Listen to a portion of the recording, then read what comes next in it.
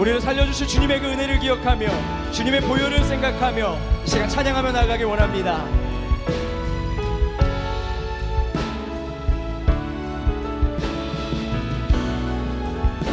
유월절 어린 양의 6월절 어린 양의 피로 나의 삶의 문이 열렸네. 저둠의 권세는 힘이 없네. 주 보혈의 능력으로 원수가 날 정죄할 때에도 난 이롭게 설 수 있네. 난 더 이상 정죄함 없네. 난 주 보혈 아래 있네. 난 주 보혈 아래 있네. 그 피로 내 죄 사했네. 하나님의 그늘 날 거룩해 하시었네. 난 주 보혈 아래 있네. 난 원수의 어떠한 공격에도 더 이상 넘어지지 않네. 난 주 보혈 아래 있네. 6월절 어린 양의 6월절 어린 양의 피로 나의 삶의 문이 열렸네. 저 어둠의 권세는 힘이 없네. 주 보혈의 능력으로 원수가 날 정죄할 때에도 난 이롭게 설 수 있네. 난 더 이상 정죄함 없네. 난 주 보혈 아래 있네. 난 주 보혈 아래 있네. 그 피로 내 죄 사했네. 하나님의 긍휼 날 거룩해 하시었네. 난 주 보혈 아래 있네. 난 원수의 어떠한 공격에도 더 이상 넘어지지 않네. 난 주 보혈 아래 난 주 보혈 아래 있네. 난 주 보혈 아래 있네. 그 피로 내 죄 사했네. 하나님의 긍휼 날 거룩해 하시었네. 난 주 보혈 아래 있네. 난 원수의 어떠한 공격에도 더 이상 넘어지지 않네. 난 주 보혈 아래 있네. 은혜로다 주의 은혜 한량없는 주의 은혜. 은혜로다 주의 은혜 변함없는 신실하신 주의 은혜. 시작됐네. 우리 주님의 능력이 나의 삶을 다스리고 새롭게 하네. 자유하네. 죄와 사망으로부터 나의 삶은 변하고나 충만하네. 은혜로다 은혜로다 주의 은혜 한량없는 주의 은혜. 은혜로다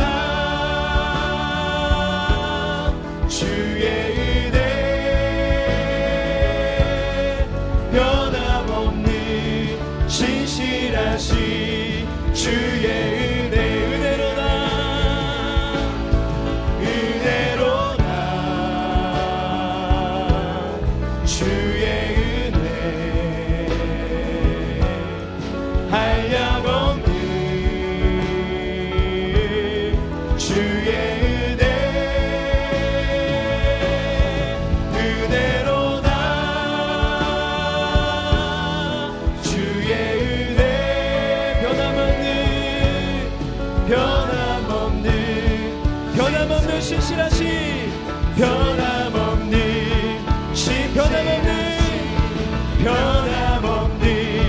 신실하신 주의 은혜. 아멘. 우리 하나님 앞에 감사의 박수로 영광 돌리겠습니다.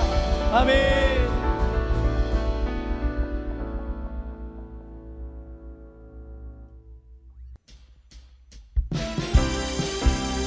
주님의 그 피를 의지하며 주의 보혈을 생각하며 찬양하기 원합니다. 주 십자가를 지심으로 죄인을 구속하셨으니 그 피를 보고 믿는 자는 주님의 진노 면하겠네. 내가 그 피를 유월절 그 양의 피를 볼 때에 내가 널 넘어서 가리라. 흉악한 죄인 괴수라도 예수는 능히 구원하네. 온몸을 피해 담글 때에 주님의 진노 면하겠네. 내가 그 피를 유월절 그 양의 피를 볼 때에 내가 널 넘어서 가리라.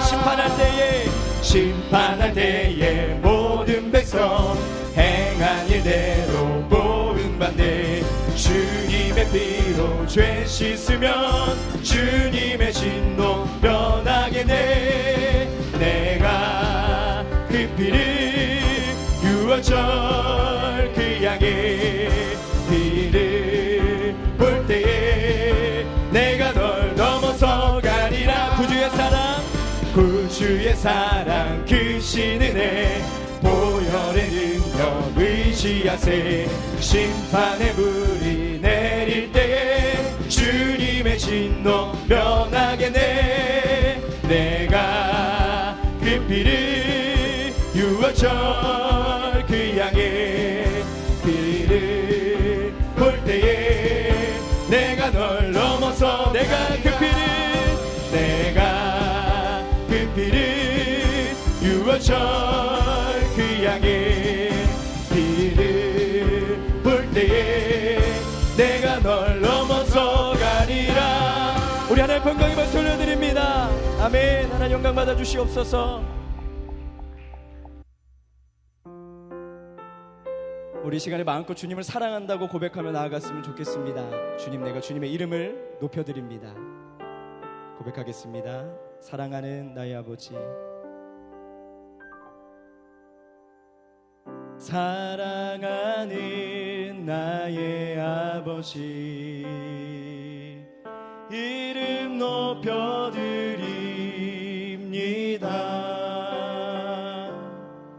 주의 나라 찬양 속에 임하시니 능력에 주께 찬송하네. 전능하신 하나님 찬양 언제나 동일하신 주. 전능하신 하나님 찬양 영원히 다스리네. 사랑하는 나의 아버지, 사랑하는 나의 아버지, 이름 높여드립니다. 주의 나라 찬양 속에 임하시니 능력에 주께 찬송하네. 전능하신 하나님 찬양 언제나 동일하신 주. 전능하신 하나님 찬양 영원히 다스리네. 나 주의 이름 높이리. 나 주의 이름 높이리. 주의 이름 높이리 나 주의 이름 높이리 하늘 높이 올린 깃발처럼 주의 이름 높이리 전능하신 하나님 찬양 언제나 동일하신 주 전능하신 하나님 찬양 영원히 다시 이 전능하신 하나님 찬양 전능하신 하나님 찬양 언제나 동일하신 주 전능하신 하나님 찬양 영원히 다시 우리 시간 함께 고백하며 기도하며 나아갈 때에 하나님 우리 예배 가운데 임하여 주시옵소서 말씀 가운데 역사하여 주시옵소서 함께 기도합니다. 하나님 은혜 사랑에 감사드립니다. 이 시간 주님만을 바라보며 나아가오니 사랑해 주니 우리 가운데 역사하여 주시고 임하여 주셔서 하나님 만나는 복된 시간 되게 하여 주시옵소서. 주님의 이름을 높이기 원합니다. 주님께 영광 돌리기 원합니다. 하나님 우리의 찬양을 받아주시고 우리의 고백을 받아주셔서 하나님 우리가 예배하는 가운데 온전히 우리의 삶 가운데 역사하여 주시옵소서. 사랑해 주님을 함께하여 주시옵소서. 영광의 주님을 함께하여 주시옵소서.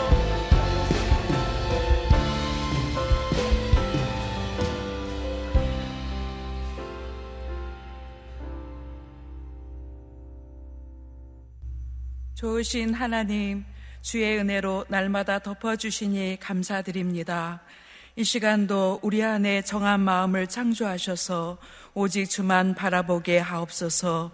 성령께서 온전히 예배 가운데 임재하여 주옵소서. 주 예수 그리스도의 이름으로 기도합니다. 아멘. 교독문 128번 교독하겠습니다. 나의 영혼이 잠잠히 하나님만 바라며 나의 구원이 그에게서 나오는도다. 그만이 나의 반석이시요 나의 구원이시요 나의 요새이시니 내가 크게 흔들리지 아니하리로다. 넘어지는 담과 흔들리는 울타리같이 사람을 죽이려고 너희가 일제히 공격하기를 언제까지 하려느냐. 그들이 그를 그의 높은 자리에서 떨어뜨리기만 꾀하고 거짓을 즐겨하니 입으로는 축복이요 속으로는 저주로다. 나의 영혼아 잠잠히 하나님만 바라라. 물은 나의 소망이 그로부터 나오는도다. 오직 그만이 나의 반석이시요 나의 구원이시요 나의 요새이시니 내가 흔들리지 아니하리로다. 나의 구원과 영광이 하나님께 있으며 내 힘의 반석과 피난처도 하나님께 있도다. 백성들아 시시로 그를 의지하고 그의 앞에 마음을 도하라. 하나님은 우리의 피난처시로다. 아멘. 사도신경으로 신앙 고백하겠습니다. 전능하사 천지를 만드신 하나님 아버지를 내가 믿사오며 그 외아들 우리 주 예수 그리스도를 믿사오니 이는 성령으로 잉태하사 동정녀 마리아에게 나시고 본디오 빌라도에게 고난을 받으사 십자가에 못 박혀 죽으시고 장사한 지 사흘 만에 죽은 자 가운데서 다시 살아나시며 하늘에 오르사 전능하신 하나님 우편에 앉아 계시다가 저리로서 산자와 죽은 자를 심판하러 오시리라. 성령을 믿사오며 거룩한 공예와 성도가 서로 교통하는 것과 죄를 사하여 주시는 것과 몸이 다시 사는 것과 영원히 사는 것을 믿사옵나이다. 아멘.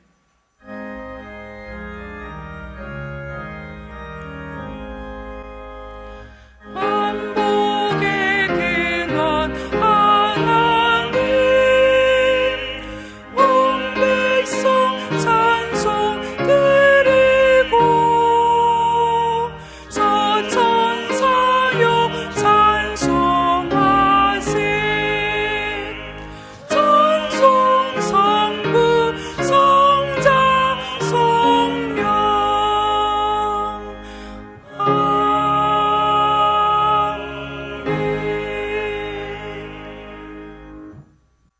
영광과 존귀와 찬양을 받으시기에 합당하신 거룩하신 만군의 여호와 하나님, 온 천하 만민 중에서 택하여 주시고 주 안에서 사모하는 마음과 감사하는 마음으로 늘 기쁘게 살아가도록 성령님 역사해 주시니 감사합니다.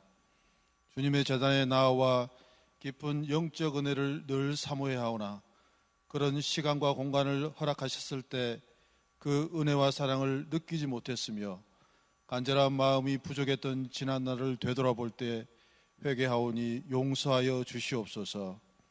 간절한 심정으로 온전한 경배 예배를 온 교우들과 함께 기쁨과 감격의 마음으로 드릴 수 있는 여건을 하루속히 허락하여 주시옵소서. 이 땅 가운데 우상과 이단의 위험성과 그 뿌리의 기쁨을 알게 하신 하나님, 독생자를 보내셔서 대속해 주신 하나님의 그 사랑을 날마다 생각하며 각자의 삶에서 십자가를 지게 하사 담대함과 광함으로 그리스도의 온전한 향기를 이웃들에게 드러내게 하시며 저들을 온전히 세워주는데 더욱 열심과 노력이 있게 하여 주시옵소서. 거룩하신 하나님 아버지, 새로운 유행의 바이러스로 인한 환난 가운데 전 세계가 두려움과 혼란 속에서 모두가 힘들어하고 있습니다. 생사화복의 주권자 되시는 하나님께서 이 백성들을 불쌍히 여기시어 더 이상 확산되지 않고 진정되게 하여 주시옵소서. 오히려 저희들은 이를 통하여 각자의 삶에서 누구를 의지하는지 깊이 고뇌해보는 자기 성찰의 기회가 되게 하여 주시옵소서. 돕는 손길로 헌신하는 의료진과 연구진, 공무원들의 손길을 붙들어 주시고 강건케 하옵소서. 확진 판정을 받는 이들도 잘 치료되어 회복되게 하옵시며 슬기롭게 이 어려움을 이겨나갈 수 있도록 지혜와 용기 그리고 협력을 허락하여 주시옵소서. 다양한 국제관계와 경제 침체로 힘들어하는 사회 모든 경제 주체들과 특별히 자영업자와 사회적 약자들의 생업이 중단되지 않게 도와주옵시고 안정된 삶을 이루어가도록 긍휼을 베풀어 주시옵소서. 이 시간 하나님의 성전에 모이지 못하고 가정에서 예배 드리는 주의 성도들에게 성령의 기름을 부어주시사 은혜와 기쁨, 감사가 충만한 시간 되게 인도하여 주시옵소서. 말씀을 전하시는 담임 목사님, 하나님의 말씀을 대언하실 때 거룩한 영성을 주시어서 저희들에게 들을 수 있는 귀가 되게 하시고 마음이 열려 사모하는 심령으로 십자가 넘어 음침한 사망의 골짜기에서 생명의 길로 접어들 수 있도록 인도하여 주시옵소서. 저희교회 모든 믿음의 지체들이 각자의 삶에서 열매를 맺는 예배 공동체가 되게 하여 주시옵소서. 해외 선교사역과 지역사역, 목회사역 등 담임 목사님의 다양한 사역 가운데 육신이 힘들지 않도록 성령님 늘 강건함과 영성으로 채워주셔서 계획된 목회의 비전과 미션이 달성되어 세계적인 복음사역자로 승리하시도록 성령님 이끌어 주시옵소서. 예배의 시종을 하나님께 의탁하오며 존귀하신 예수님의 이름으로 간절히 기도하옵나이다. 아멘.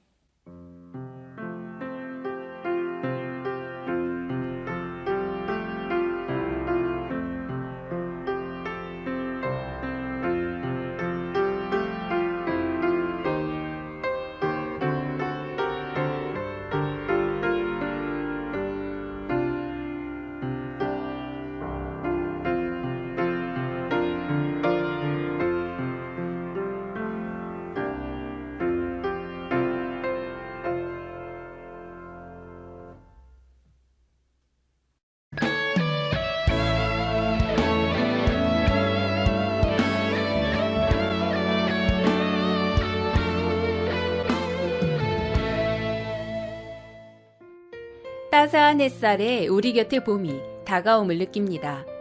교회 안에도 봄의 향기가 퍼져 예배의 꽃이 활짝 피어나길 기도하며 기쁨으로 기다리는 성도님들 되시기 바랍니다. 3월 마지막 주 교회 소식입니다. 사순절입니다. 예수님의 십자가를 묵상하는 시간 되시기 바랍니다. 우리 교회 카카오 채널이 개설되었습니다. 카카오 채널을 통해 다음 한 주 동안 고난주간 성경 필사가 진행될 예정이오니 성도님들께서는 의정부 제1교회 카카오 채널을 추가해 주시기 바랍니다. 추가 방법은 스마트폰에서 카카오톡을 열고 검색란에 의정부 제1교회를 검색하셔서 클릭 후 확인을 터치하여 친구 추가를 하시면 됩니다. 코로나19의 최근 상황을 토대로 예방과 확산 방지에 협력하고자 교회 출입을 제한하오니 교우 여러분의 협력과 양해 부탁드리며 4월 5일 다음 주일까지 주일 예배와 수요 예배는 영상 예배로 드립니다. 유튜브 채널에서 의정부 제1교회를 검색하셔서 구독, 신청하시고 알림을 전체로 설정해 두시면 라이브 예배가 시작될 때 실시간 안내를 받으실 수 있습니다. 또한 주일 저녁 온세대 예배는 가정 예배로 드립니다. 헌금 계좌이체 방법은 화면에 교회 계좌번호를 참고해 주시기 바라며 반드시 입금자란에 이름, 생년, 헌금명으로 기록하여 이체하여 주시기 바랍니다. 즉 11조를 이체할 때는 홍길동 7510, 감사헌금을 이체할 때는 홍길동 75감으로 기록하시면 됩니다. 새벽 기도는 교회에 모이지 않고 매일 성경을 통한 개인 묵상으로 대신합니다. 매일 새벽 스마트폰 문자를 통해 묵상 내용을 보내드립니다. 매일 각 가정에서 바이러스 감염으로 인해 고통당하는 이들과 의료진, 공무원, 나라와 민족, 그리고 이 땅의 모든 교회와 가정을 위해 중보기도해 주시기 바랍니다. 오늘 성전 헌화는 신정화 권사님이 생일 감사로 헌화하였습니다. 하나님의 믿음 안에 견고히 서가며 언제 어디에서나 쓰임받는 주님의 귀한 자녀가 되도록 기도해 주시기 바랍니다. 성도님들 모두 건강하고 평안한 한 주간 보내시기 바랍니다. 사랑이 넘치는 예수님의 가족, 의정부 제1교회 소식이었습니다. 거룩한 주일에 주님 앞에 나오신 모든 여러분들을 환영하고 축복합니다. 가정에서 또 스마트 기기와 TV로 예배하시는 모든 믿음의 가족들을 축복하고 사랑합니다. 우리 함께 인사하겠습니다. 사랑합니다. 축복합니다. 감사합니다. 건강하세요. 혼자 계신 분들은 저랑 같이 인사하겠습니다. 사랑합니다. 축복합니다. 건강하세요. 우리 한 주간도 여러분들 건강하고 특별히 요즘은 건강이 화두입니다. 누구를 만나든 무엇을 하든 늘 건강에 유의하시고 우리 건강한 모습으로 다시 만날 때까지 주님 안에서 은혜가 풍성하시기를 예수님의 이름으로 축복합니다. 이제 함께 우리 하나님의 말씀을 보시겠습니다. 오늘 우리에게 주시는 하나님의 말씀은 요한복음 5장 24절입니다. 내가 진실로 진실로 너희에게 이르노니 내 말을 듣고 또 나를 보내신 이를 믿는 자는 영생을 얻었고 심판에 이르지 아니하나니 사망에서 생명으로 옮겼느니라. 이는 우리에게 주시는 하나님의 말씀입니다. 아멘.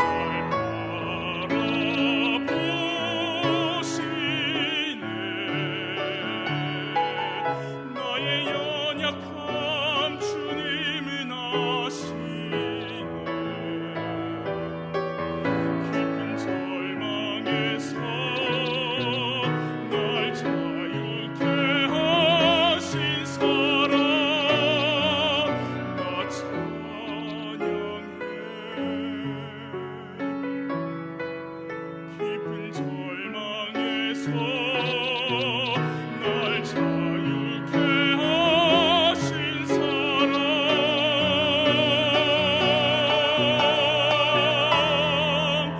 나 찬양해.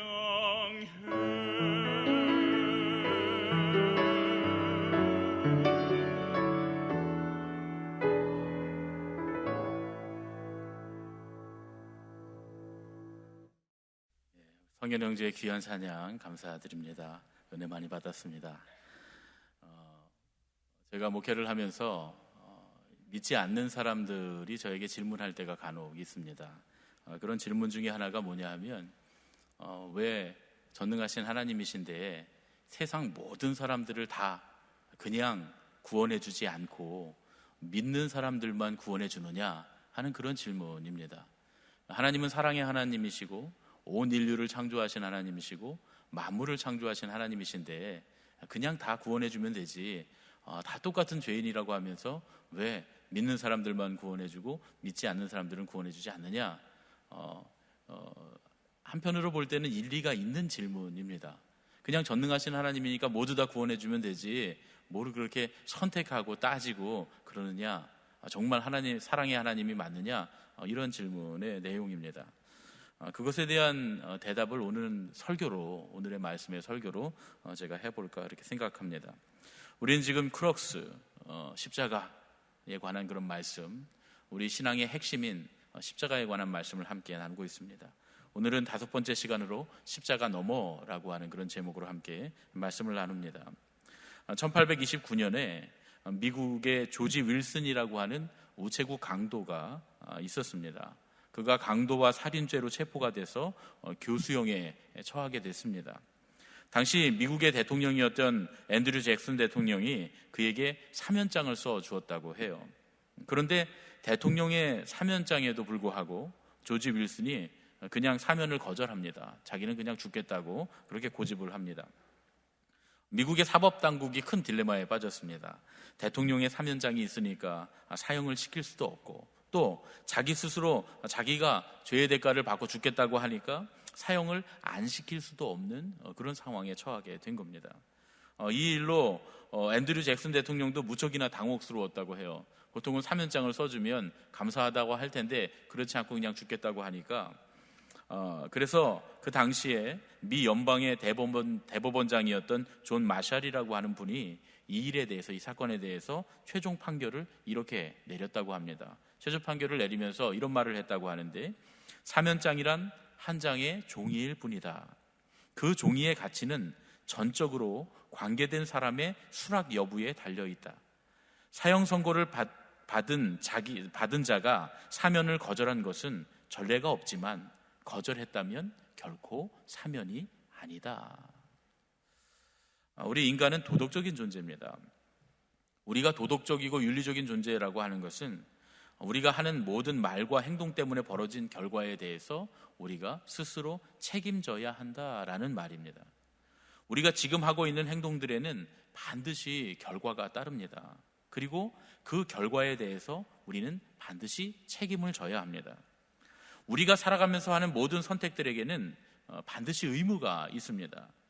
물론 세상 사람들은 그렇게 생각하지 않을 수도 있어요. 그렇게 생각하지 않는 사람들도 많습니다. 그러나 하나님을 믿는 우리, 믿음의 사람인 우리에게는 3가지 차원의 도덕적인, 윤리적인 의무가 있습니다.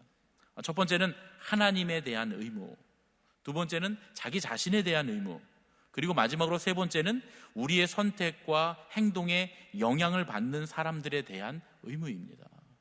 여러분, 이걸 좀 잘 생각해 봐야 되겠어요. 요즘 같은 때에 말이죠. 하나님에 대한 의무, 자기 자신에 대한 의무, 그리고 우리의 선택과 행동에 영향을 받는 사람들에 대한 의무. 이건 제 말이 아니라 토저 목사님이 책에 기록한 아주 오래된 우리 기독교의 모든 교회가 공유하는 우리 기독교인들이 가진 의무입니다. 요즘 어떤 분들이 하나님에 대한 의무와 자기 자신에 대한 의무만 강조하고 우리의 선택과 행동에 영향을 받는 다른 사람들에 대한 의무를 생각하지 않는 경우가 참 많기 때문에 제가 이 말씀을 꼭 드리고 싶었습니다. 우리에게는 이 3가지 의무가 다 있습니다. 우리가 예배를 드려야 하고 하나님 앞에 나와 예배해야 되고 함께 해야 되고 또 우리가 신앙적으로 서로 교제해야 되고 우리 이 교회 안에서 서로 하나님의 은혜를 나누는 그런 의무가 우리에게 있습니다. 없지 않아요. 할 수 있으면 반드시 우리는 해야 합니다. 그러나 또 한 가지, 우리의 선택과 행동에 영향을 받는 다른 사람들에 대한 의무가 우리에게도 있다. 이것은 그리스도인이 마땅히 가진 의무 중에 하나다라고 하는 걸 우리가 좀 깊이 생각해 본다면 요즘 같은 때에 우리가 어떻게 판단해야 될까가 명확해집니다. 우리는 이 세 가지 의무 중에 한 가지도 저버려서는 안 되고, 십자가 너머에서 주님의 은혜를 받은 사람들은 반드시 가져야 되는 세 가지 의무, 하나님께 대한 의무, 나에 대한 의무, 그리고 내가 선택한 선택의 결과에 영향을 받을 사람들에 대한 그 의무를 지켜야 합니다. 우리는 이 세 가지 의무를 초월하면서 행동하거나 선택할 수 없습니다. 도조 목사님 그렇게 얘기해요. 그렇게 해서는 안 된다고 말이죠. 하나님과 나와 사람들의 관계는 다 연결되어 있기 때문입니다. 우리가 하는 모든 행동의 선택은 나 자신의 행동이며 선택이기도 하지만 동시에 이것들이 우리 이웃들에게 영향을 미치고 하나님과의 관계에도 영향을 미치게 됩니다. 우리는 모두가 타락한 세상을 살고 있습니다. 어쩌면 타락한 세상의 일부이기도 합니다.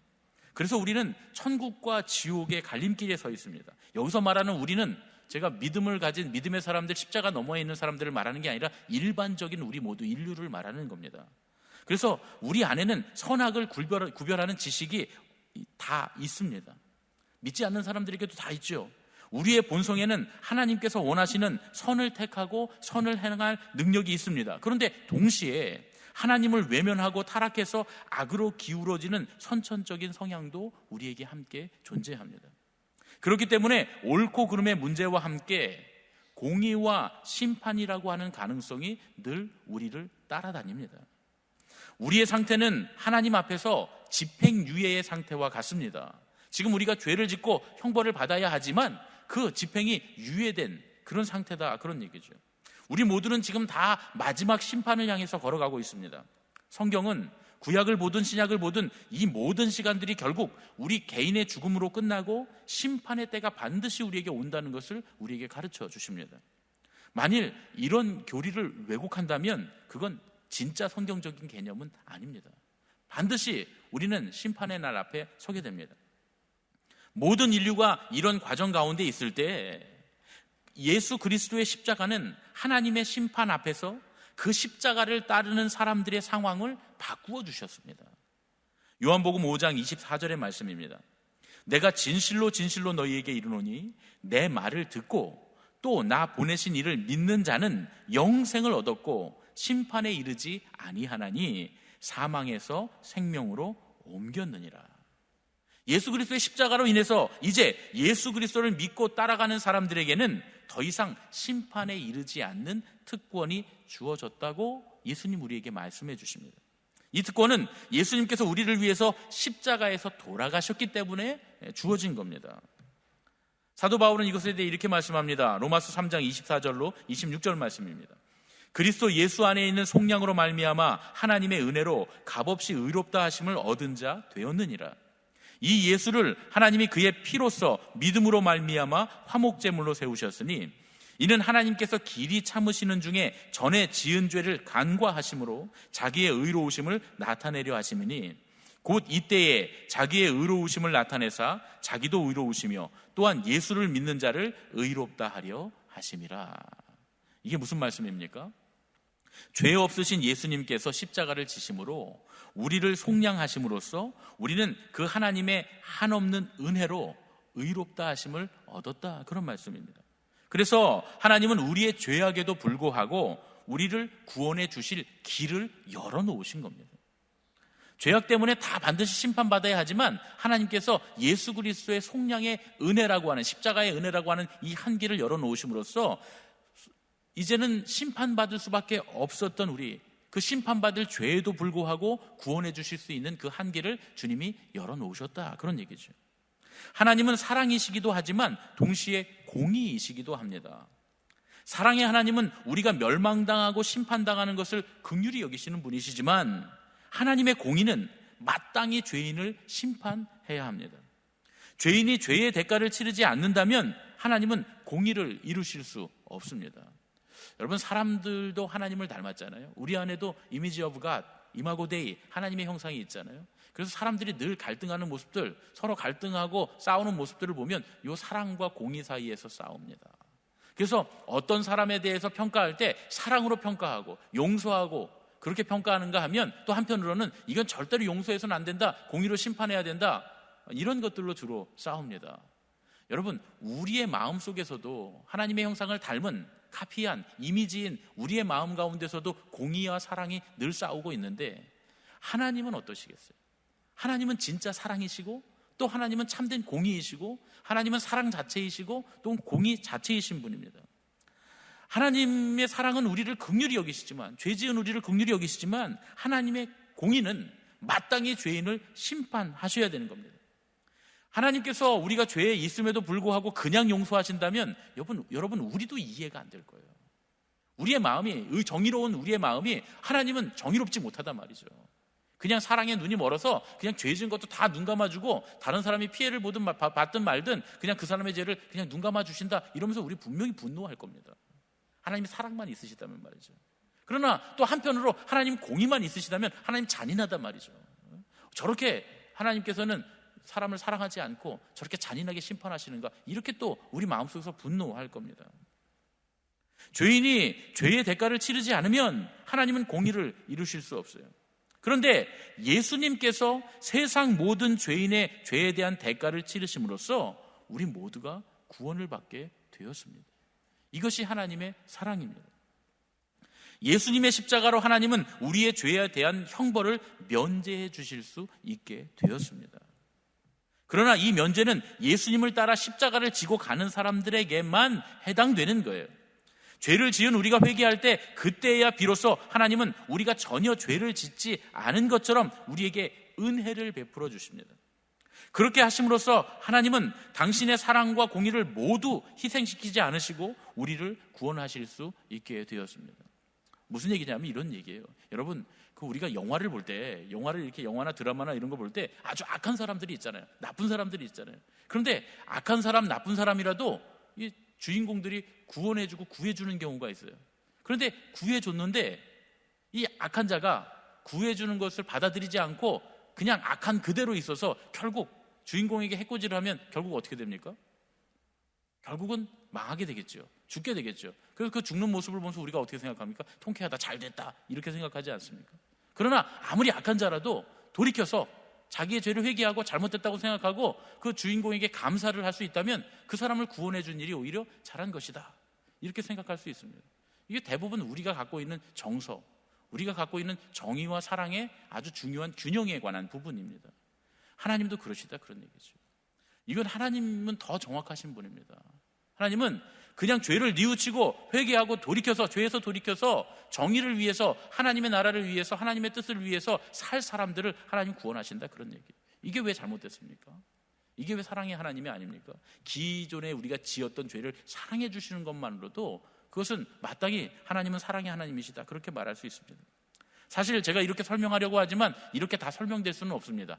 훨씬 더 복잡하고 훨씬 더 우리가 많은 논리를 거쳐야 하는 그런 일이기도 하고, 또 우리의 논리의 그 사변의 그 끝의 영역에 가서도 이해할 수 없는 부분이 분명히 있는 그런 이야기입니다. 그래서 이 하나님의 신비라고 이야기합니다. 이 하나님의 사랑과 공의에 관한 부분은 우리가 신비라고 이야기합니다. 이해하기가 쉽지는 않습니다. 이렇게 간단하게 이야기하고 넘어갈 것이 아닙니다. 분명히 이거에 대한 반론들이 계속 일어나고 그거에 대한 또 변론들이 계속 있고 해야 되는 그런 부분입니다. 우리는 이것을 하나님의 은혜의 신비로 받아들이고 믿어야 합니다. 하나님께서 죄인을 용서하신다, 죄인을 구원하신다 라고 하는 건 말이죠. 그때 하나님은 우리의 믿음을 통해서 영광을 받으십니다. 하나님의 이러한 은혜를 믿음으로써 하나님은 그 믿는 그 믿음의 우리를 통해 영광을 받으십니다. 십자가 너머에 있는 게 뭡니까? 하나님의 은혜입니다. 십자가 너머에 하나님의 은혜로 완성된 구원이 우리를 기다리고 있다, 이것이 사실입니다. 이것이 진실이죠. 십자가 너머에 이 구원의 은혜가 있다라고 하는 것이 중요합니다. 하나님의 은혜로 완성된 구원은 언제나 십자가 너머에 있기 때문입니다. 밀라노 칙령으로 로마의 기독교 신앙을 장려했던 콘스탄틴 황제가 어떤 얘기를 했냐면 세례를 자기가 죽기 직전까지 미뤄달라고 부탁을 합니다. 자기의 세례를 죽기 직전까지 미룬 왕으로 굉장히 유명합니다. 그 이유는 뭐냐면 세례를 받아서 이전의 모든 죄를 다 씻고 나면 또 죄를 지으면 안 되는데 사람이라 또 죄를 지을 것 같단 말이죠. 또다시 죄를 지으면 이제는 세례를 이미 받았기 때문에 세례 2번 받을 수 없으니까 속죄받을 길이 없다는 거예요. 그래서 그렇게 생각해서 자기가 죽기 직전에 세례를 받겠노라 이러고 세례를 미뤘다는 겁니다. 저희가 처음에 교회사를 배울 때 이 콘스탄틴 황제에 대해서, 밀라노 칙령에 대해서 배울 때 교수님께서 이 얘기를 하시는데 거기 앉아있던 그 신학생들, 저희 친구들이 거의 다 웃었습니다. 저도 속으로 비웃었어요. 야, 황제라는 사람의 신앙이 얼마나 어리석고 얼마나 어린가 말이죠. 참 어처구니 없는 생각을 했단 말이죠. 하나님은 미래와 현재와 과거에 다 모든 죄를 사하시는 분이시지 하면서 이렇게 우리가 생각을 하면서 비웃었습니다. 그런데요, 꼭 그렇지만은 않습니다. 꼭 그런 것만은 아니더라고요. 어떤 사람들은 예수님의 십자가의 보혈이 우리의 과거와 현재, 미래의 모든 죄를 사하시기 때문에 예수님을 믿고 회개하고 세례를 받은 이후에도 얼마든지 죄를 지어도 괜찮다는 그런 논리를 펴는 사람들이 있습니다. 그래서 신앙을 고백한 이후에 살아가면서 짓는 죄들에 대해서 아주 낙관적인 생각들을 가지고 살아갑니다. 심각한 경우에는 자신들이 짓는 죄에 대해서 주님께서 십자가로 용서하셨기 때문에 괜찮다, 자신들의 잘못을 그렇게 합리화하기도 합니다. 그런데 가만히 보면 그렇게 주장하는 사람들은 다들 이단이더라고요. 그렇게 생각하는 그 생각이 이단적인 생각이더라고요. 예수 그리스도의 십자가는 과거나 현재 그리고 미래에도 모든 믿는 자들의 구원이 되시는 줄로 믿습니다. 주님의 십자가는 우리의 과거와 현재와 미래의 모든 죄를 사하시는 충분한 구원의 능력이 되시는 줄로 믿습니다. 할렐루야, 아멘. 이게 우리의 믿음입니다. 그러나 그렇다고 해서 이제는 우리가 우리의 행위에 대해서 하나님 앞에 전혀 책임지지 않아도 되는 걸까요? 그래도 됩니까? 우리가 예수 십자가의 공로로 의롭다 하심을 힘입었다고 해서 우리가 하고 있는 행동과 말과 선택에 전혀 우리가 변론하거나 해명할 필요가 없을까요? 결코 그렇지 않습니다. 예수님의 십자가 아래서 속량을 받아서 의롭게 된 예수님의 가족들에게는 하나님의 은혜뿐만 아니라 하나님의 법도 적용됩니다. 다만 이 법이 조항에 얽매여 있는 율법이 아닐 뿐입니다. 율법의 중심인 하나님 아버지의 마음이 담긴 사랑의 계명으로 우리의 법이 바뀌는 겁니다. 하나님께서 우리를 구원하시기 위해서 그 아들을 십자가에 내어주신 이유는 우리를 구원하신 그 아들 예수 그리스도의 명령, 그 말씀에 따라서 살기를 원하셨기 때문입니다. 이제 우리는 율법의 조항을 따라서 살 필요가 없습니다. 처음부터 하나님은 율법의 조항을 따라서 살라고 그 율법을 주신 게 아닙니다. 우리가 율법의 조항을 따라서 로봇처럼 살기를 하나님 원하시지 않으셨어요. 이제부터 우리가 따라야 될 법이 뭐냐? 그건 예수님의 그 명령, 모세의 율법이 아니라 우리가 예수님의 가족으로서 어떻게 살아가야 하는가에 대한 겁니다. 성실하게 사는 것, 신앙의 훈련을 받으며 사는 것, 율법 조항에 일일이 다 세세히 기록할 수 없는 것들, 관대하고 자비로운 마음들, 이런 것들 말이죠. 우리를 비방하는 사람들 앞에서 우리가 보여줄 신앙의 용기, 세상에서 벗어나는 것, 법과 원칙만을 따지는 사람들에게는 없는 그런 충분한 사랑의 행위들, 예수님처럼 스스로 낮아지는 겸손, 이런 것들이야말로 예수님의 명령대로 사는 사람들의 특징이다, 그런 말씀입니다.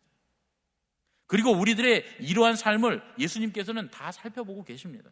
왜냐하면 그리스도의 날이 이를 때에 우리가 과연 믿음의 사람으로서 예수님의 가족으로서 어떻게 살아왔는지 주님께서 판단하실 것이기 때문입니다.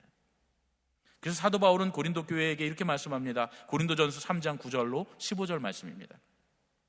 우리는 하나님의 동역자들이요 너희는 하나님의 밭이요 하나님의 집이니라. 내게 주신 하나님의 은혜를 따라 내가 지혜로운 건축자와 같이 터를 닦아두매 다른 이가 그 위에 세우나 그러나 각각 어떻게 그 위에 세울까를 조심할지니라.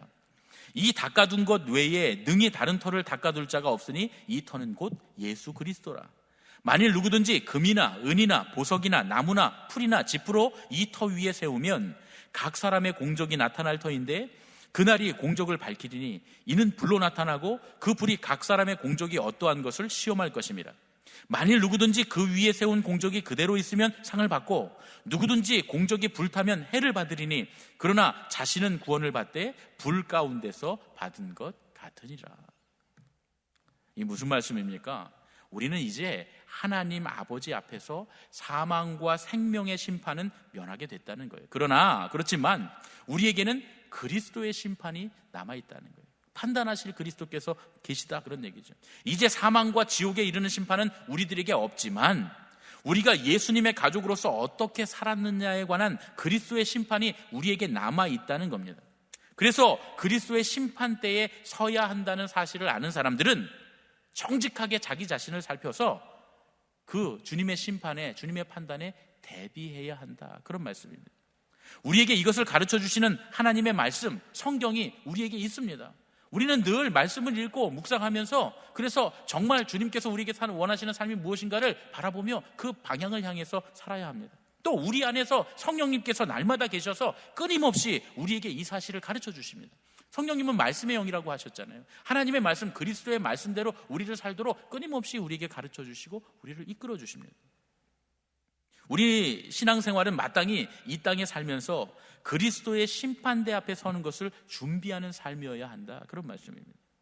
그런데 과연 우리는 그리스도의 심판을 지금 준비하고 있습니까? 아니면 이 세상 살아가는 데 여념이 없어서 그리스도의 심판에는 아무런 관심이 없지는 않습니까? 신앙생활을 하는 우리도 혹은 목회를 하는 목사님들도 우리가 늘 생각해 봐야 될 문제입니다. 정말 우리가 주님께서 우리에게 원하시는 하나님께 대해서 또 나와 우리에 대해서 그리고 우리의 이 판단과 우리의 선택과 우리의 행동에 영향을 받을 그 수많은 사람들에 대해서 책임감을 가지고 살아가느냐 하는 거예요. 정말 하나님의 뜻대로 주님의 그리스도의 복음대로 살려고 애쓰고 있느냐, 그런 얘기입니다. 그냥 나를 위해서만, 나와 하나님의 관계만, 우리끼리 우리만의 것만 생각하고 살지는 않느냐 하는 얘기예요. 정말 우리는 온전하게 그리스도의 뜻을 생각하며 주님께서 반드시 나중에 그 일로 인해서 우리를 판단하실 것이다 라고 생각하며 살아가느냐, 그런 얘기죠. 그냥 교회 나와서 열심히 기도하고 헌금 많이 하고 그러면 될 것이다, 주님 칭찬하실 것이다, 그렇지 않습니다. 주님과 우리의 관계에 있어서 또 우리의 관계에 있어서 또 우리의 선택으로 인해서 영향받는 이 세상의 관계에 있어서 오히려 우리의 선택이 하나님의 나라를 확장되는 것을 막고 선교를 막고 그리고 우리가 선택한 것 때문에 우리 주변에 있는 많은 사람들, 우리의 이웃들, 이 나라의 사람들, 이 세계의 사람들이 고통받고 어려움받고 그리고 그들의 마음의 불편함을 갖고 두려움과 걱정과 그리고 근심과 때로는 그들에게 죽음과 고통이 그들에게 전해진다면 그것도 주님께서 우리에게 심판하시고 반드시 마지막 날에 우리에게 책임을 물으실 것이다 하는 걸 기억해야 된다, 그런 얘기입니다. 지난 주간에 제가 한 TV 프로그램을 보다가 감동을 받았습니다. 아주 유명한 배우 한 분이, 남자 배우신데 연세 많으신데 그분이 우리나라에 있는 동네들을 이렇게 한 바퀴 돌면서 그 동네에 사는 사람들과 이야기를 나누고 또 밥을 먹는 그런 프로그램인데요. 저는 이제 가끔 그 프로그램을 보게 되면 걸리면 늘 봅니다. 참 좋아해요. 근데 이제 어느 국밥집에 들려서 이야기를 나누는데 그 지난 주간에 그 주인인 국밥집 할머니랑 사장님하고 이렇게 이야기를 나누는 거예요. 그런데 이제 할머니 사장님은 당신의 시아버지에게 국밥을 배우셨대요. 아마 이제 시아버님이 국밥집을 하셨던 것 같아요. 그래서 아버님 저 국밥 가르쳐 주세요, 제가 대를 이을게요, 아마 그랬던 것 같아요. 뭐 얘기가 길게 나오진 않으니까 상상을 해야 됩니다만, 그런데 이 시아버지에게 국밥을 배워서 자녀들을 교육하고 생계를 이어갔다는 거, 잘 사셨다는 거예요. 그런데 국밥이 참 맛있다고 사람들이 좋아합니다. 그런데 처음에 국밥을 배울 때 이 시아버님이 아침마다 오셔서는 이 국을 드셔보시고 가신다는 거예요. 맛을 보고 가신다는 거예요. 그러다 어느 날은 그렇게 참견을 하시다가 야, 국밥이 덜 지나니까 사골을 더 넣어라 이렇게 말씀하시더라는 거예요. 그런데 여러분 아시겠지만 국밥집의 제일 비싼 재료가 사골 아닙니까? 사골이 비싼 재료니까 며느리가 그랬다는 거예요. 아버님, 그러면 계산이 안 맞아요. 그랬더니 아버님이 갑자기 호통을 치시면서 너는 나한테 국밥을 가르쳐달라 그랬지 계산하는 법 가르쳐달라 그랬지 않지 않았냐? 그럼 호통을 치시더라는 거예요. 혼이 났다는 거예요. 그러고 나서는 이제 조용히 이렇게 말씀하셨다는 거예요. 손님들을 잘 대접하라고. 그러면 그 손님들이 너를 먹여 살려줄 거고 너희 자녀들을 가르쳐 줄 거다. 이렇게 말씀하셨다는 거예요. 그런 얘기죠. 손님들을 잘 대접하면 그 손님들이 돈도 갖고 오고 마음도 갖고 오고 소문도 내고, 그래서 결국은 먹게 살게 해주고 서로 살게 해줄 거다. 손님을 대접하는 길이 내가 대접받는 길이다. 아마 이런 말씀이셨던 것 같아요. 근데 그 이야기를 그 며느님이 이야기를 하는데 제가 갑자기 눈물이 핑 돌더라고요. 그러면서 이 며느님이 시아버님을 참 존경하고 그 말씀을 유념하고 장사를 하고 살았다는 거예요. 그랬더니 진짜로 그대로 손님들이 우리를 먹여 살리고 내 자녀들을 키워줬다는 거예요. 그 이야기를 듣는데 마음이 뭉클하더라고요. 국밥집에 시집 와서 국밥집 며느리로 산다는 게 뭘까? 그 아버님, 그 국밥을 만들어서 사람을 먹이던 그 아버님의 신념을 따라서 함께 장사하는 거 아니겠습니까? 올바른 신념을 가진 국밥집 주인을 아버지로 모시고 올바른 뜻으로 그를 따라서 장사하면 그게 그분에게 복이 되는 거죠. 하나님의 사람들은 어디 사는 사람들입니까? 마땅히 하나님의 집에 사는 사람들입니다. 예수님께서 십자가에서 돌아가심으로 우리에게 은혜를 베푸셨으니까 마땅히 그리스도와 함께 우리는 죽은 것으로 간주된 사람들입니다. 우리가 예수님의 십자가에서 죽었다면 우리는 그리스도의 부활과 함께 새로운 삶을 얻었습니다. 그렇게 새로운 삶을 얻은 진정한 신앙인이라면 우리는 더 이상 죄 짓지 말아야 한다는 것을 우리는 압니다. 우리가 주님께서 십자가의 보혈을 흘려서 우리에게 생명을 주셨던 것처럼 우리도 십자가를 짐으로써 죽어가고 있는 세상에 생명을 나눠줘야 하는 사람들 아니겠냐, 그런 얘기죠. 그러니까 그리스도의 보혈이 우리의 삶을 움직이기 시작하면 우리는 더 이상 죄 지을 수 없습니다. 세상 사람들처럼 살 수 없어요. 우리는 더 성결하고 정결하게 의롭게 살 수밖에 없다, 그런 얘기죠.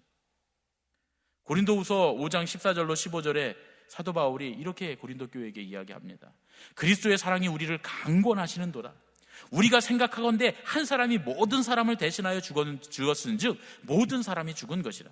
그가 모든 사람을 대신하여 죽으심은 살아있는 자들로 하여금 다시는 그들 자신을 위하여 살지 않고 오직 그들을 대신하여 죽었다가 다시 살아나신 이를 위하여 살게 하려 하심이라. 여러분, 죄인은 죄악된 세상을 집으로 삼고 그 세상에 살기 때문에 죄를 짓습니다. 그런 죄인은 아직 죽지 않았다고 해도 그저 죽음을 기다리고 있는 것일 뿐입니다. 죄인은 결국 죽게 될 거예요. 그리고 그 후에는 두 번째의 죽음인 심판이 그들을 기다리고 있습니다. 그러나 그리스도인들은 그리스도와 함께 죽고 그리스도 안에서 죽고 그리스도를 따라서 죽습니다. 그렇기 때문에 그의 육신의 생이 다하면 죽지 않고 그리스도와 함께 부활해서 영생합니다. 그것이 그리스도인들이 세상에 살고 있지 않고 하나님의 집에 살고 있는 증거입니다. 예수 그리스도의 복음은 우리를 온전하게 구원하셨습니다. 그렇기 때문에 복음은 우리에게 전적인 헌신을 요구합니다. 더 이상 세상에 살지 말고 하나님의 집에 살라고 우리에게 말씀합니다. 여러분, 하나님 나라가 뭡니까? 몇 번의 설교를 통해서 우리가 함께 계속 나눠왔죠. 하나님의 나라는 하나님의 뜻대로 사는 삶입니다. 하나님의 뜻대로 사는 삶, 하나님의 법대로 사는 삶. 우리는 십자가의 죽음을 통해서 그리스도와 연합된 사람들이기 때문에 예수님께서 행하시는 것을 행하고 예수님께서 인도하시는 곳으로 따라갑니다. 주님께서 우리에게 원하시는 삶을 사는 사람들, 그런 사람들이야말로 예수님의 가족이고 하나님의 나라를 사는 사람이고 하나님의 집에 사는 사람들이고, 이것이 진정한 기독교입니다. 히브리서 6장 4절로 6절에 이렇게 말씀합니다. 한번 빛을 받고 하늘의 은사를 맛보고 성령에 참여한 바 되고 하나님의 선한 말씀과 내세의 능력을 맛보고도 타락한 자들은 다시 새롭게 하여 회개하게 할 수 없나니 이는 그들이 하나님의 아들을 다시 십자가에 못 박아 드러내놓고 욕되게 함이라. 무슨 말씀입니까? 어떤 이단들이 말하는 것처럼, 어떤 잘못된 신앙을 가진 사람들이 말하는 것처럼 예수 믿고 구원받았으니까 이제는 우리가 막 죄를 막 지어도 된다. 그건 틀렸다는 거예요. 그렇게 해놓고 또 죄에 빠지는 건 그리스도를 다시 한번 십자가에 못 박는 그런 불경건한 죄이기 때문에 절대 용서받을 수 없다는 겁니다. 우리가 그리스도인이라면, 예수님의 가족이라면 어떻게 해야 합니까? 우리는 십자가에서 흘리신 주님의 보혈을 더 귀중하게 여겨야 한다, 그런 얘기예요.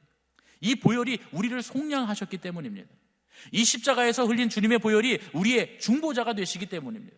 하나님께서는 십자가에 피 흘리신 그 아들의 음성을 들으시고 우리의 죄를 용서해 주셨습니다. 그런데 그렇다고 해서 우리가 마음대로 살면 되겠습니까? 결코 그럴 수 없습니다. 그래서는 안 됩니다. 이제 그리스도의 십자가로 인해서 우리의 과거와 현재와 미래의 모든 죄가 다 사해졌다고 해서 십자가 너머에 방종된 삶을 살아서는 안 된다, 그런 말씀입니다. 제가 처음에 콘스탄틴 황제에 대한 이야기를 들려드렸잖아요. 어리석게도 어린아이처럼 세례 이후에 죄를 지으면 어떻게 용서받을까 이렇게 고민하면서 세례를 죽기 직전까지 미뤘다는 그 얘기를 들으면서 신학생 시절에 제가 비웃었다, 이렇게 말씀드렸습니다. 그런데 이렇게 목회를 하고 신앙생활을 하다 보니까 생각이 좀 바뀌었습니다. 오히려 죄를 지을까 봐 두려워서 세례를 죽기 직전까지 미뤄두고 싶어 했던 그 콘스탄틴 황제의 순수한 마음이야말로 십자가 뒤에 구원과 하나님의 용서가 있다고 방종하는 어떤 그리스도인들이 배워야 될 신앙이 아닌가 말이죠. 주님의 그 예수 그리스도의 보혈의 십자가의 은혜로 내가 구원받고 세례받은 이후에는 죄를 지으면 안 된다라고 하는 그 순수한 마음 말이죠. 그걸 우리가 배워야 할 것이다 하는 얘기입니다. 우리는 세상에서 가장 깨끗하고 순수하고 의롭고 거룩한 사람들이어야 합니다.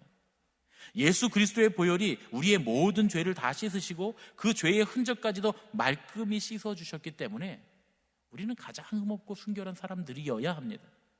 그리고 그런 상태가 예수님께서 우리에게 원하시는 삶입니다. 십자가 너머에 무엇이 있어야 됩니까? 십자가 너머에는 거룩한 삶이 있어야 합니다. 사실 그것이 십자가를 지는 삶이기도 합니다. 마가복음 8장 35절에 예수님이 이렇게 말씀하십니다. 누구든지 자기 목숨을 구원하고자 하면 잃을 것이요 누구든지 나와 복음을 위하여 자기 목숨을 잃으면 구원하리라. 우리가 매주 한 번씩은 꼭 읽는 말씀입니다. 십자가 너머의 구원이 뭡니까? 우리 주님과 주님의 복음을 위해 자기를 버리는 사람들에게 주어지는 은혜가 십자가 너머의 은혜입니다. 그렇기에 십자가 너머에는 죄가 없습니다. 우리는 십자가 너머에 가기까지 죄와 싸우되 피 흘리기까지 싸워야 하고 거룩하고 정결한 삶을 살려고 애써야 합니다. 그것이 우리의 십자가입니다. 그것이 주님께서 우리에게 원하시는 삶이고 주님께서 심판주로 오실 때 믿는 자들을 심판하실 심판의 제목입니다. 거룩하게, 정결하게. 우리 옆에 계신 분들과 이렇게 인사하겠습니다. 거룩하게 삽시다. 정결하게 삽시다. 혼자 계신 분들은 저랑 인사하겠습니다. 거룩하게 삽시다.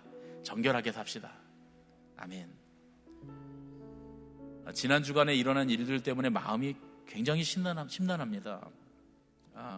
마음이 아프고 참 힘들었습니다. 막 제 안에 분노가 일어나고요. 막 화가 나고 그랬습니다.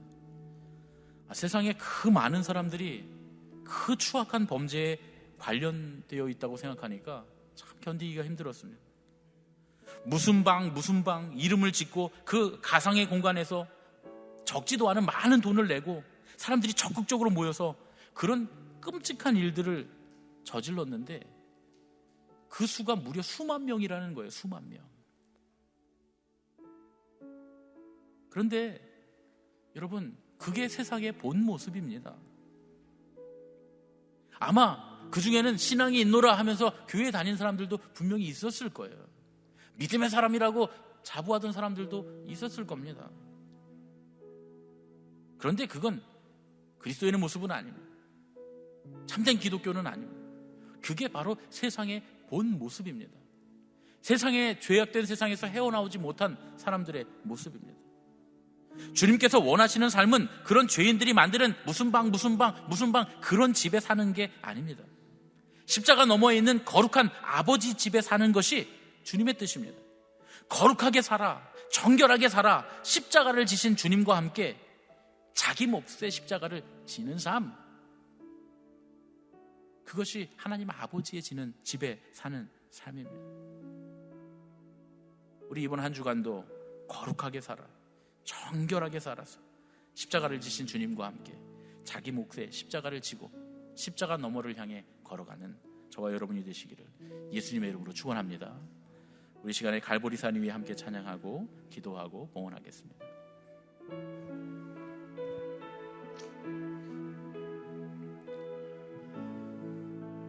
갈보리 산 위에 십자가 섰으니 주가 고난을 당한 표라. 험한 십자가를 내가 사랑함은 험한 십자가를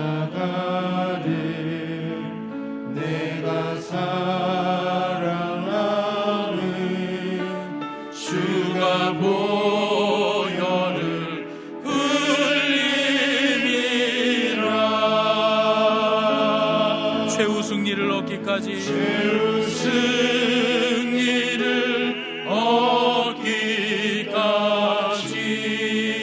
주의 십자가 사랑하니 주의 십자가 사랑하니 빛난 면류관 받기까지 빛난 면류관 받기까지 험한 십자가 붙들겠네. 험한 십자가 붙들겠네.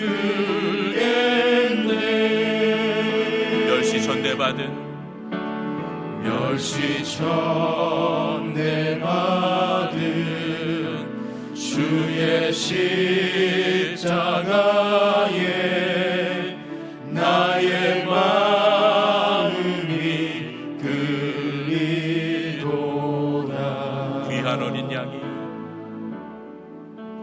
귀한 어린 양이 세상 죄를 지고 험한 십자가 지셨도다. 최후 승리를 얻기까지 최후 승리를 얻기까지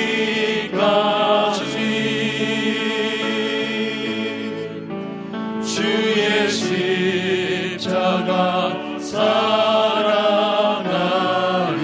빛난 면류관 받기까지 빛난 면류관 받기까지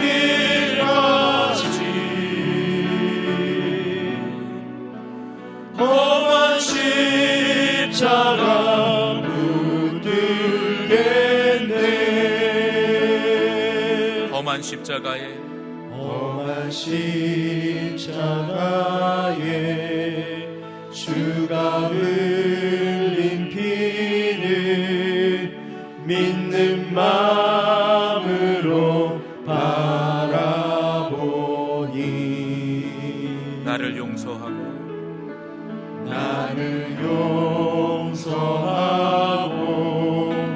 내 죄 사하시려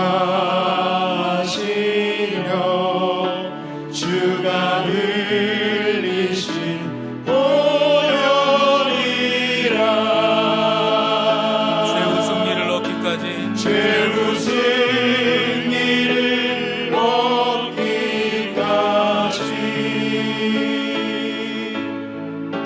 주의 십자가 사랑하리.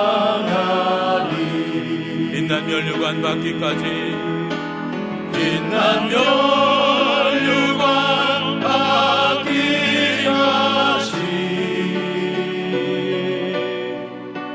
험한 십자가 붙들겠네. 우리 다 함께 자리에서 일어나서 주님 앞에 봉헌하겠습니다. 주님 예비하신 예비하신 나의 본향심에 나를 부르신 그날에는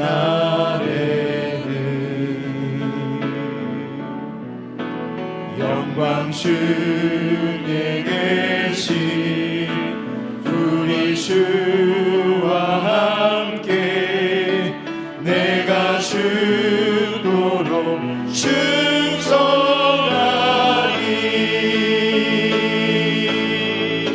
최후 승리를 얻기까지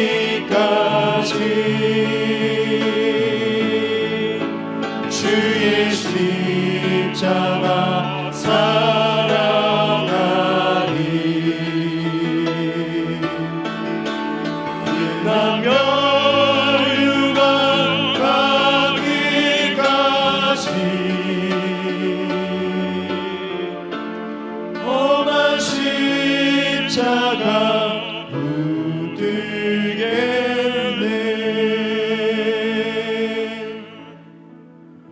거룩하신 하나님, 자비하신 주님, 지금 이 계절은 고난의 계절입니다.